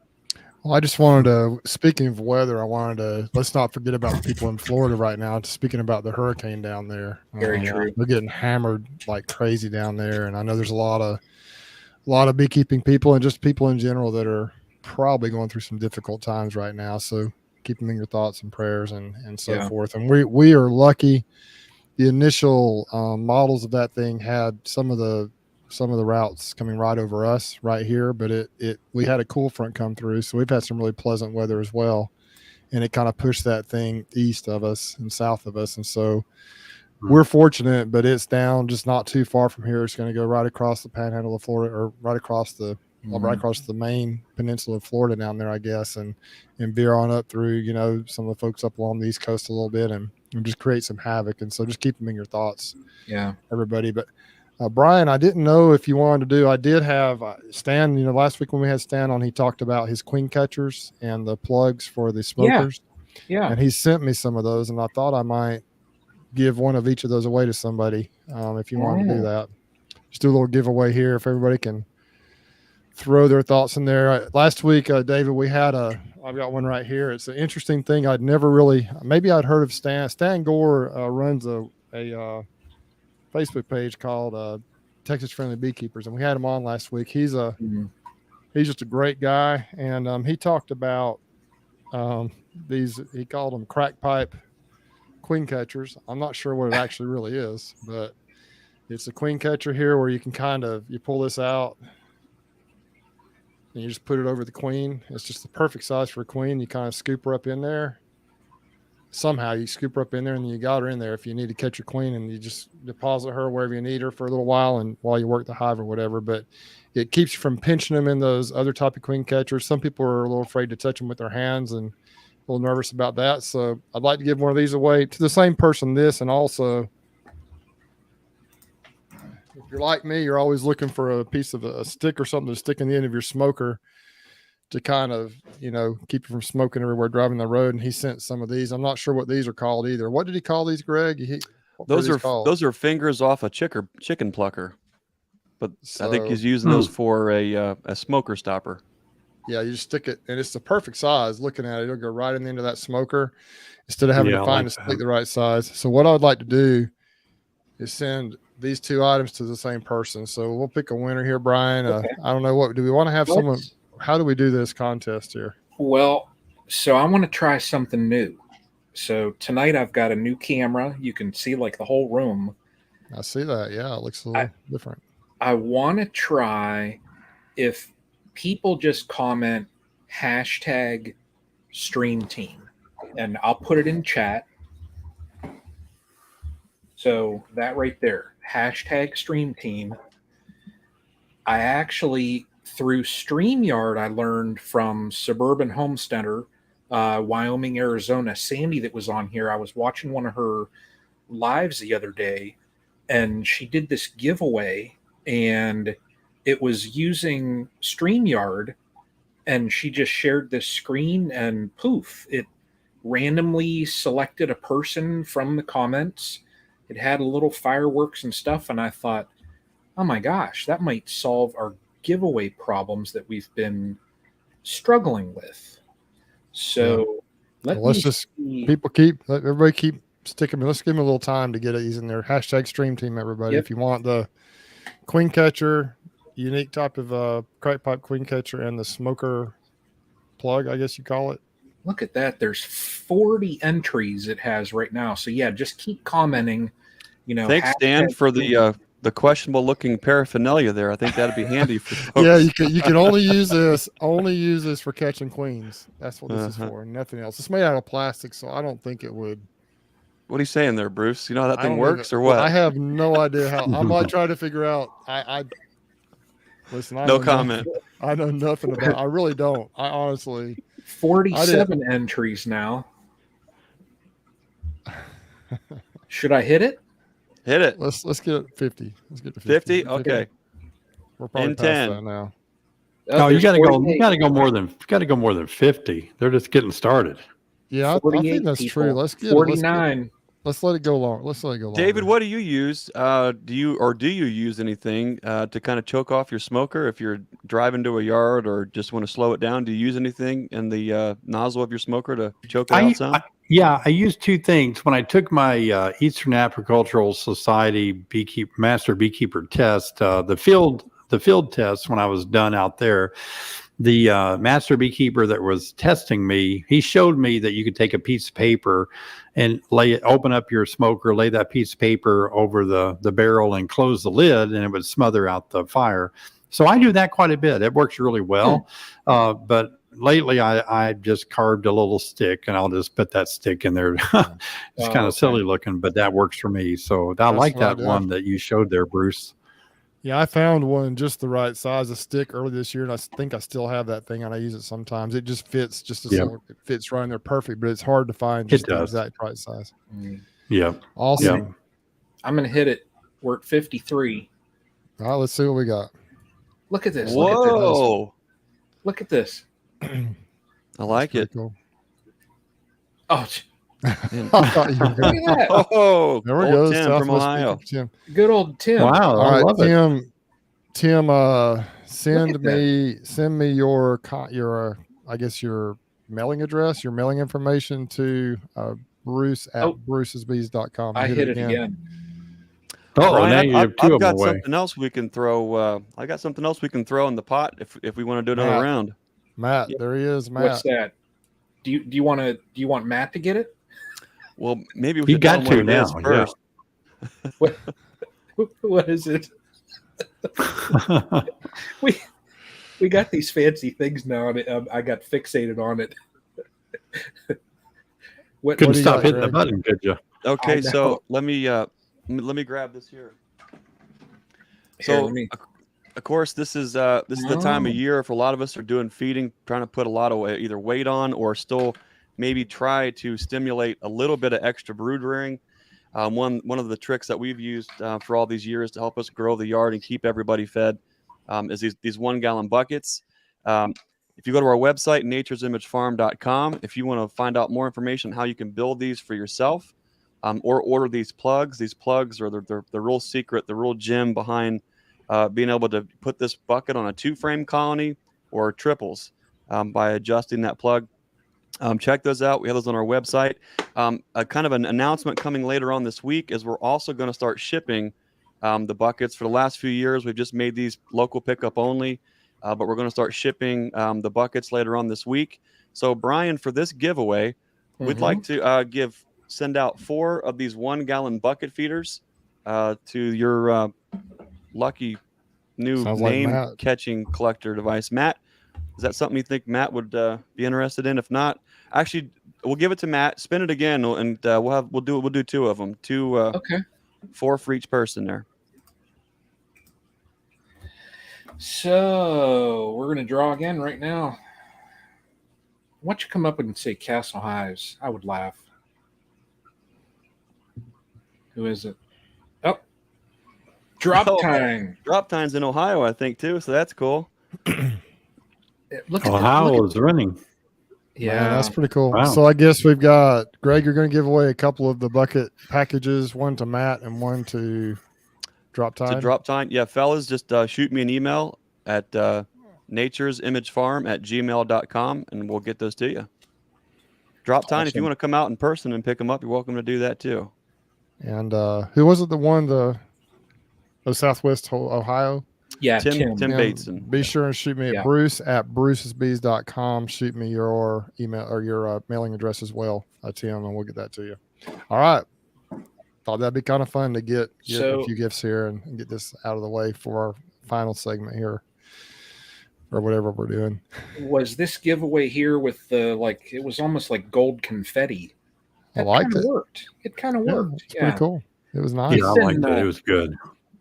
We have been struggling. We had used what the heck was it? The Wheel of Names, and we used it for an extractor giveaway and a couple other giveaways, and it just took a lot of time just to populate the wheel. And there's a way that you can pull the participant list from, YouTube, but once you break a certain number of people, it pulls in like the URLs and it just looks just awful. So we've been trying to figure out a new way that we can do giveaways like that. I think this one here, I think it worked. So I like it. Yeah, I liked it. I liked it too. Uh-oh. Sparkly at the end. Isn't that nice? And we know they'll be shipped because, Susie will do it. Because Susie's in here. She's taking care of it. She's on it. She's on it. The owner of the Top Bar Hive is here. Yeah. Yeah, my wife will ship these out too, probably tomorrow. So Yeah. so Yeah. we'll get those as soon as I get your address. I will say here, I ordered something in the mail because we're talking about mailing things and that. David, you have a book. And I do have a book. Yep. I ordered a book. So looking forward to getting the book and reading. Tell us about your book, David. Well, I forget what year, maybe it was 2020, but we were approached by a publishing company and they were like, hey, would you be interested in writing a beekeeping book? And they asked my wife and I about it. And we were like, probably not, because it's a lot of work, right? They said, oh, yeah, well, we want you to. And so it's, Sheri and I talked about it. So we worked with the publisher and we agreed, Sheri could write half of it. I could write half. And that'd take the load off of us. But then they told us, you have to write it in 6 weeks to meet the deadline. And we were like, wow. So we kind of got out and, we were like figuring out how much writing we would have to do per day to meet that deadline. It was just staggering, right? Gosh, but we had so much fun. Sheri and I spent the biggest part of, I think, a winter just sitting in our fireplace room, just pounding away on laptops, writing and researching, and darn it was a good run. But yeah, it's really a book geared toward somebody that just is brand spanking new. I mean, just don't know if they want to do this thing or not. And it's backyard beekeeping, everything you need to know to start your first hive. And they had a whole team of people that did great artistic work through the whole thing. And even just pests and diseases. One of the things that was challenging for me is that I, kind of what Greg talked about earlier, I had my hobby horses that I wanted to write about. They were like, no, you got to write about top bar hives. You got to tell them how to build a top bar hive. You got to tell them about a warrior hive. Tell them how to build a warrior hive. And it's like, oh no, tell them about pests and diseases and get in and all that. Sheri did a great job with that and recipes. And so it's a pretty thorough book and it's available on Amazon and other bookstores. But Sheri and I really had fun writing that together. And it's really been a big seller here at our own online shipping store, but it's been fun writing it. Yeah. Awesome. What's the link? What's the link to that? Oh, there it is right there. honeybeesonline.com.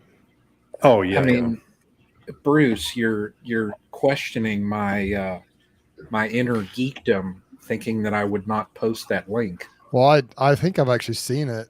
The website, honeybeesonline.com. Need to go check that out. David, I've had a website up there forever. I mean, I was going to say I had a web. I made a website way back before it was cool to even have a website. I learned to do HTML code when I was, always liked to learn stuff. And I had a website so long ago before websites were cool, and it just progressed over the years where we just kind of, we had a website before there was a way to buy anything on a website. So we kind of went through that, that whole process. And I was kind of like that with YouTube. I got on YouTube, I think about 2 years after YouTube started. I think my first video might be 2008, and I think they started 2006. But I had videos back even before then on another platform. So I've enjoyed doing beekeeping videos for a long time. Wow. Mm-hmm. Wow. Where can folks find all things David Burns? What are you into these days, David? I'm really into something a lot. My wife and I participate in something a lot that I can't share, unfortunately, but we spend a lot of time in that activity. It's a lot of fun for Sheri and I, and we travel a lot with that activity. But this is unfortunately I can't say what it is, but it's a lot of fun. We do enjoy it. We travel. I spend a lot of time in different states with it. But Wow. that between bees and that other activity, that's pretty much our life, really. Yeah, pretty much. Yeah. Question for you. Are you making an appearance at the Hive Life? I don't think so. I will be there. You know, Cayman and I talked about it, and he mentioned that his speakers were already filled up, and there was just a little miscommunication on my part. I don't get to look at my own emails. For some reason, I get hundreds of emails a day, and hundreds of phone calls quite often. Every few days from YouTubers that want to talk, and I really appreciate that a lot. But we don't have a huge staff that we can deal with that, so we have to. So anyway, a few years ago, I missed his email where he was inviting me to speak at Hive Live. But anyway, we reconnected since then, and maybe I'll be speaking next year. But I will be there. He invited me to come. He's got me on their front page, I think. But he's going to let me have a vendor place. I'll be bringing my books and some of the things that we make that I invented to feed bees. So we'll be there and be interacting with people there. It'll be fun. Awesome. I know we're Greg, are you going to have a booth? Wow, Brian, thanks for asking. Of course, yeah, it was a lot of fun last year. I mean, we just to be there. We've said it before. It's just going to be a big family reunion. Seeing so many folks again, the relationships and things that have developed from that. I've gotten to travel all across the country, break bread, sit down with folks, get to know them. Even work some Spice Girls down in Alabama with Bruce. It's led to so many things where bees are just a conduit to the people, and it's been awesome. So again, of course, this year we're going to have another booth down there at the Hive Life Conference. Selling some of the basic things that we're kind of known for selling, but more importantly, focusing on the people. We have a large portion of our booth is set up specifically for collaboration. Last year we called it the collaboration corner. We're doing it again this year. It's a very large portion set up, lights, cameras, action. So we encourage and invite our fellow YouTubers. Don't be shy. Come over, hang out. Let's do some cross collaborations. Let's get to know each other a little bit. It's just a fun place that we know, hey, we can get together at a little rendezvous point. So I'm looking forward to doing that. Of course, the stream team is going to be active in there too. Brian, you're going to be down for one of the days. Bruce, you'll be down there for both. So it's going to be fun seeing everybody down there. So we'll definitely have a booth. We'll have some pre-orders up pretty soon that you'll see on Cayman's Facebook page, on Hive Life, also on our website and through all of our socials too. So keep in mind there. It's going to be a fun little area because not only are we going to have the Nature's Image Farm booth that's going to cross collab with our podcast, which is the Contrary Beekeeper Show, but we're also crossing with the stream team. And then kind of right in our general area, we're also going to have Hives for Heroes that we're kind of partnered with right next to us. Premier Beekeeping, Bee Products, Larabi's. It's just going to be so much fun just having just salt of the earth, good folk, all collaborating in the same areas. And again, the bees are just the conduit to the people. And I think a lot of folks are picking up on that. Yeah. Awesome. Yeah, David, it'll be great if we'll definitely have to sit down at Hive Life, if there's time. If there's time. Sit down and chat. Yeah. So I know it's just going to be, I know it's going to be so crazy busy this year. Last year was nuts, but this year's going to really be nuts. So yeah. I did have a question, David, before we kind of start to wrap this thing up. There was actually a comment in here from, where is it? Big Kev 747. Hey guys, is varroa mite still a main problem? I wanted to talk to you about your thoughts on the mites. I know we haven't talked about a lot of that kind of thing, but what do you have a preferred treatment for mites? Do you have a preferred regimen, or do you kind of use them all, or what do you do for your mite control? I know that's a big thing on people's minds right now, mine included. I'm going to treat here in the next few weeks again, I think, to try and get my numbers down more. So what are your thoughts about mite control, and what products have you used or do you like, or what's your philosophy? Okay. So with mites, one of the things that we know from research and history of tracking bees and how mites have, when mites first hit, what kind of devastation it had on mites or bees. The mites just almost wiped out bees, even the feral colonies when they first got into the country. So mites are really bad news because of the viruses that they spread in the bees. And once the bees get the viruses, they feed each other, trophallaxis, mouth to mouth. And so the young larvae, the virus can just spread so rapidly and cut down the life of the bee so quickly. So, it's just bad news for bees. Bees were doing much better before Varroa came into the country, but, they still had their issues. So what is interesting to me is that I started thinking through this process of the growth of a colony over the course of a year and how that tracks with the growth of Varroa. Well, we know that every time a bee emerges that's been infected in development with a Varroa mite, then usually there's about 2 mites that will emerge on average with the bee. So mites can quickly outbrood the bees once you hit about July or August, when mites start, almost doubling month to month. And so by that time, though, that what's really sad is bees start backing up a little bit from so much brood production here in Illinois. Like, days are shorter. There's not as much nectar out there. There's not as much sunlight. So the bees aren't producing as much brood. So what happens is, the bees kind of grow up. The mites are tracking in generations of bees. That's where these mites develop from, is in the generation of the brood. And so the mites are tracking up. Well, when the bees start going down, the graphs that we've seen in the past, the bees go really down in the winter here in Illinois to about the size of a package in December, January. But the mites are really strong.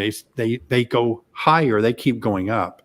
So I came up with the idea. I was like, how do I change that? How do I keep my bees at a 40 to 60,000 level all from July on, all winter? And how do I keep my mite levels low all year? So instead of the 2 graphs, like the bees here and the Varroa mite going like this, mites passing the bees dropping, the mites going high, how do I make these never intersect? How do I keep my bees strong, my mite levels low? And I just kind of came up with the idea that I don't want to just treat once in the spring, once in the fall. If you have high blood pressure, it's not going to do you much good to treat once, take a pill in January, take one in November.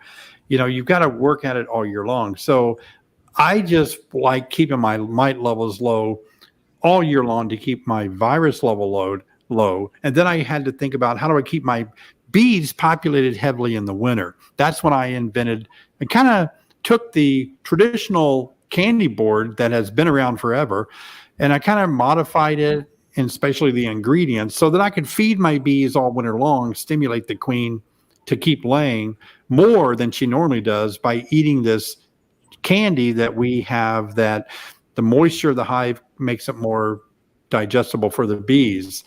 And so if I keep my mite level low and I keep my population of my bees strong, that's the way it originally should be, right? Without mites. So that's my motivation. And how I accomplish that, I use every tool in the toolbox. And some years, not as much treatment is needed at all. I think when I first started beekeeping, I really advocated to try to not use the chemical treatments unless you really had to.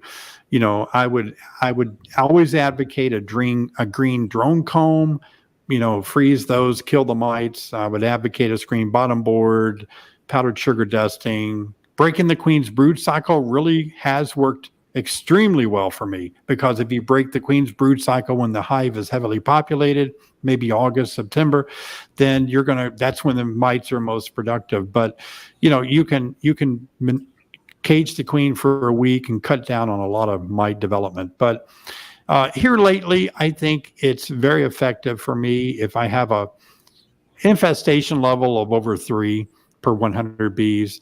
I like Apiguard. I like Formic Pro, but it's temperature sensitive. I think Apiguard does a really good job. Apivar does a really good job. So the efficacy in the studies that I kind of go by is kind of what guides me.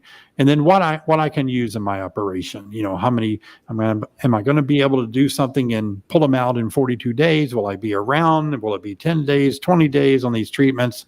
But I have some colonies that haven't needed any treatment at all. The mite levels are so, I can't believe it. I do another test. I rinse it 2 or 3 times. I'm like, I'm not getting any mites. This is insane.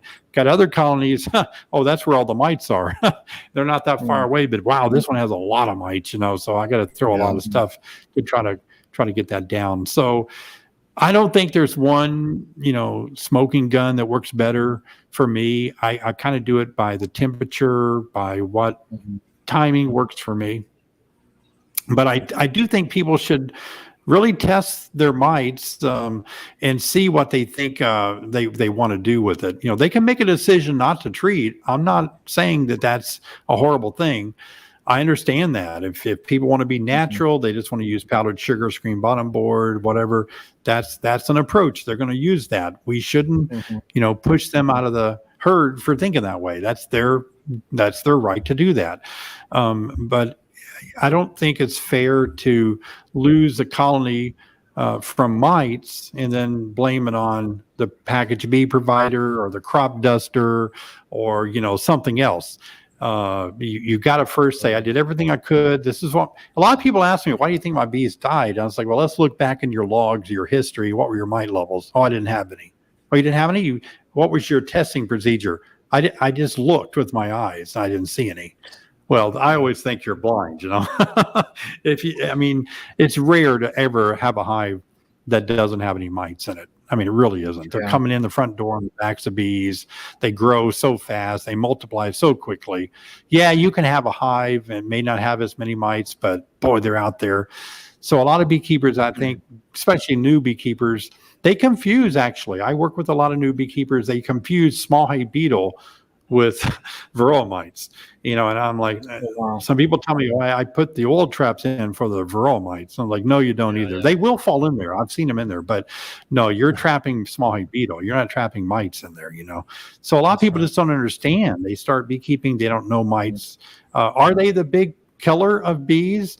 I don't know. I've had some colonies that have had very low mite counts that I have treated or not treated, had low mite counts, and they have died. I've had other hives, very high mite counts, and they've survived very well. So that always puzzles me. Doggone it. I thought this would just stay true to high mite counts mean the bee's going to die. Low mite counts mean they're going to live. It doesn't always pan out that way either. But I think we know that they kill. We know that mites or bees are reduced by the mites. They're shortened by their life. So we have to go with what we know. And mites are a big, big part of why bees perish. I think queen failure is another big reason why new beginners don't realize that they see all these bees in their colony, like now and all the way up through December. It's just packed full of bees. But I tell people most of those bees are summer bees. They're going to die out. You need to be raising bees of winter physiology. And so a lot of people just don't understand that for Illinois here, I'm comfortable going through winter raising bees all winter long. I do that with my winter bee kind. I raise bees. I've gone in and looked. I've taken the thermal pictures. Some of my colonies don't even cluster. They're so hot. They have 60 to 80,000 bees in there because I'm feeding them all year a lot. I'm feeding them a lot. But that gives me a lot of bees in the spring. I don't know if everybody wants to do that, but I need a lot of bees. So I just keep letting them raise bees all winter. That's going to make more mites because that's more generations I can't treat during the winter, but I can get a hold of it in the spring pretty good. What do you feed them? Just sugar water, or do you feed it some sort of supplement? Well, in the fall right now, I'm feeding 1-to-1 sugar water to stimulate brood production, but I'm adding amino bee booster, honeybee healthy, and ultra protein powder. So I'm adding about a teaspoon of each of those to 1 quart of 1-to-1 sugar water.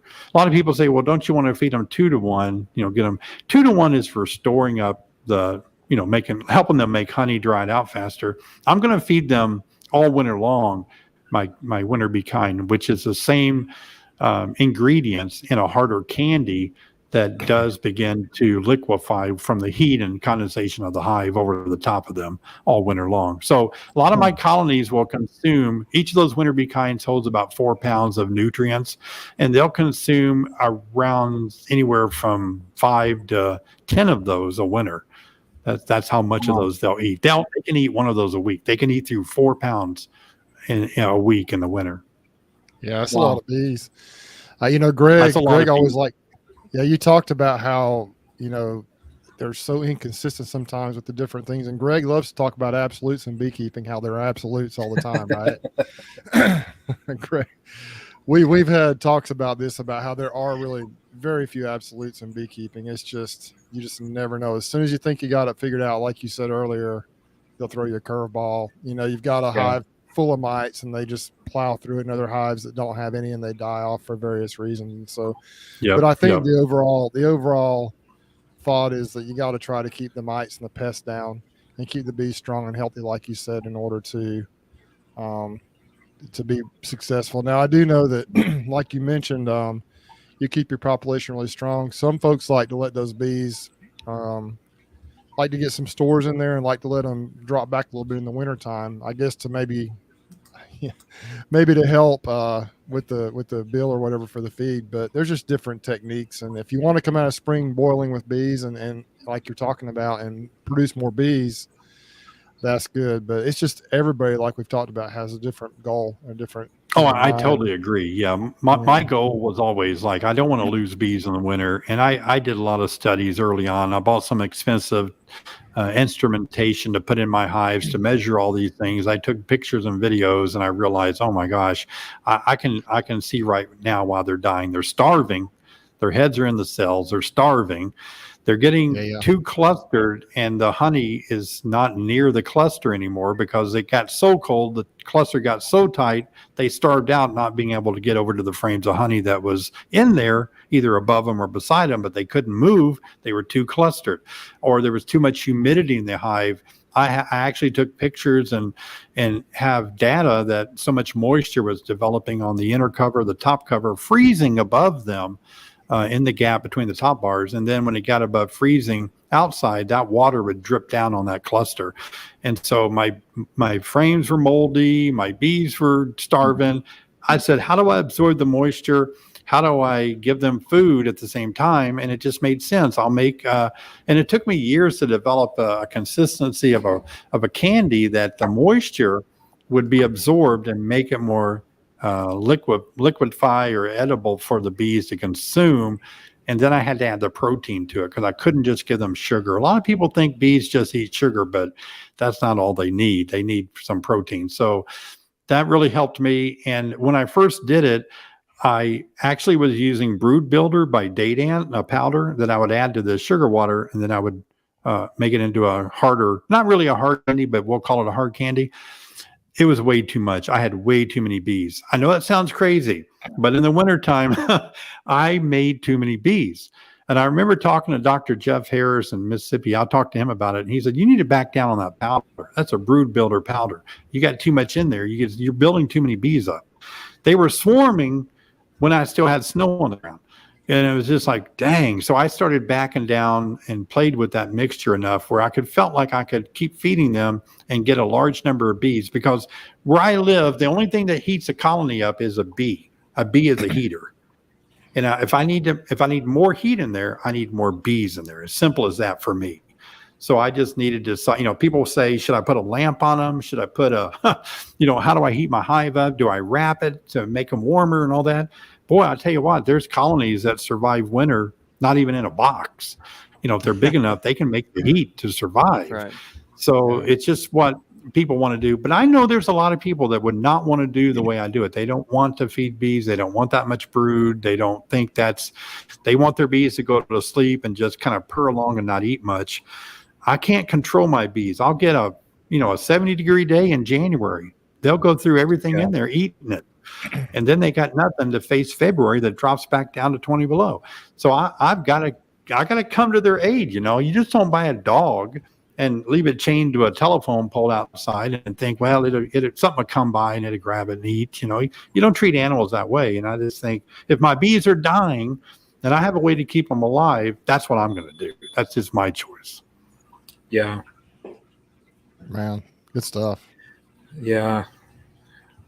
I think that's a good reminder for folks as we close this thing out that, keep an open mind. Don't get too married to your ideas. Don't get too married to your methods. Just because it worked last year doesn't mean it's going to work this year. If you're able to keep an open mind and entertain ideas and conversations and methods, there's plenty of room at the table for all these kind of things. Whether you're treatment free, whether you're log high, whatever that it is. I think if you keep an open mind like that, and you can learn from others, you can really enjoy beekeeping at a whole nother level that you don't really quite understand until you can just lay down the ego and the pride of it all and just love working the bees. And I think that's a big deal. I've enjoyed you've been on here tonight, David, just to get to know you a little bit better. Now I'm going to have to get on and do one of those. Brian, what's the name of those genealogy 20? There's Ancestry. There's 23andMe. Yeah, I bet old Uncle Dave here is probably somewhere in the family tree there, somewhere there. But if anything, we share the last name. We can both talk on and wax on philosophically all day, right. About bees there. And David, that's cool. You know what's going to happen? The results are going to come in, and then you're going to get an email saying, "We have found your family member that owes you X amount of dollars." Oh man! Oh, I know. Yeah, I think Craig owes me money now that I think about it. Like his ancestors. Good luck. Yeah, I think I own some of that farm that he lives on or something. Mm-hmm. Hey, let me share one more. Have we got time for me to share another thought with you guys? Sure. Yeah. We were talking. As we're talking about giving everybody kind of the freedom and the latitude to do their own thing. I think that's so important. I really do. It doesn't do any of us any good to poo-poo somebody that's doing something different than us and talk bad about them. That's just senseless. But a lot of times people will take a beekeeper that has, let's say, he's got 1,200 colonies and he's been doing it a long time. This guy, I'm just making this up. I don't have anybody in mind. This guy might say, ever since I started using this J-hook, my bees have been doing great. Well, they theorize this guy's got 1,200 colonies. His bees are doing great, and he uses a J-hook. Well, guess what? Everybody has to have a J-hook. But look, what you don't know about the guy, the one thing that he tells you about, either that one thing he's feeding them or that one thing he's doing in the winter, what you don't see is a bigger picture. Number one, he's got a lot of experience that you don't have. Number two, he's doing a whole bunch of other things that he's doing that you don't know he's doing. So we're so quick as a society to want this one thing that a guy will mention, and we can mention something on YouTube and it will sell out just because one of us has mentioned it. But they don't realize that that's why it's hard to teach somebody beekeeping on a YouTube video, because it's a lifetime experience. Do you hear what I'm saying? I mean, you just can't take one thing that a guy mentions and think, I want to do what he did, or I'm going to buy that queen he bought, or I'm going to buy that hive he bought because he's successful. Mine are dying. There's a lot more to it that you don't see. I might even say context is key, and often the context is lost in the video, and not even. I'm sure there's been occasions in the past where maybe it's been intentional, but by and large, what a lot of folks don't understand is when we're trying to take these videos. We might be thinking red and say blue. We might be, these things happen, these little faux pas. We may not even be intentionally trying to withhold the information. But the context is key. Understanding why it is that we specifically do this in the great scheme of things, that is what I think will lead folks. We also like to say, there are, while there might be shortcuts to finding success, there are no shortcuts to being successful. It is just digging in, learning constantly, being okay with failing, and just learning kind of as you go. David, I wonder if you had one last hot tip for folks as they try to learn all they can and to be successful, keep their bees alive. Is there that one thing, if you could only you only had a book, it had one page with one sentence in it, is there one thing that you'd pass along to folks as they journeyed on their beekeeping? Absolutely. Feel very comfortable getting to know your bees. Spend a lot of time with your bees. Don't spend so much time trying to figure it out. You want to be educated. Don't get me wrong. I want you to take classes. I want you to read books. I want you to go to conferences, get educated. But none of us want a heart surgeon that's read a bunch of books and watched a bunch of videos. I want a heart surgeon that's done a whole bunch of surgeries. So I want every beekeeper to say, it's okay for me to learn on my bees. Sure, they may die. I may be the culprit of what killed them, but I'm learning. And if I can gain knowledge by this experience of opening up my hive and trying this, experimenting with that, looking at them and watching them, the more that I'm in there, the more that I observe, the smarter, the more knowledge I'm going to have about how to keep these things alive. So don't feel bad at all about getting very, very experienced with your bees. Get in there, learn about your bees. I think that's key. Awesome. That's awesome. Any final thoughts, guys? I'm just going to say ditto. That was great. Thanks, David. Yeah.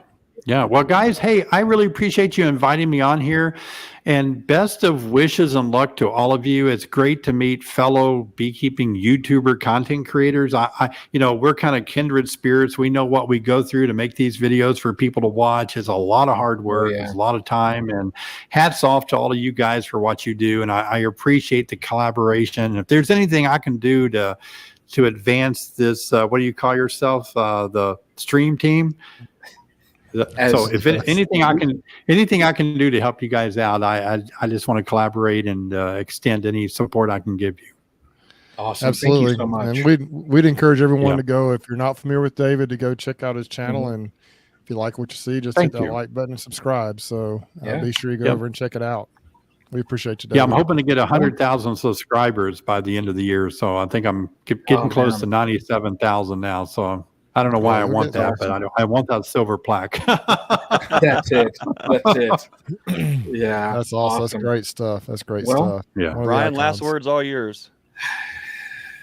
I can't, you have the best last word. So we learned that down in Maryland. And so I'm going to pass the baton up.